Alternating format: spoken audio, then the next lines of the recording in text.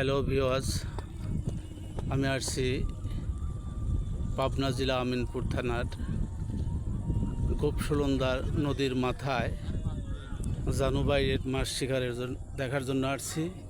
তিনি জানুভাই এবং সে ধর্মজাল দিয়ে কিভাবে মাছ ধরে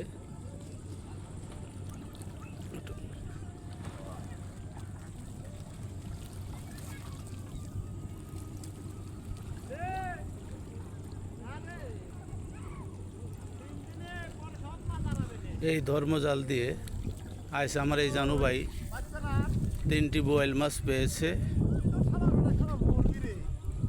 এই জানুভাই আপনার কেমন লাগতেছে আজ? ভালো। কয়টা মাছ পাইছেন আজ? 3টে। মাছটা একটু দেখানো যাবে?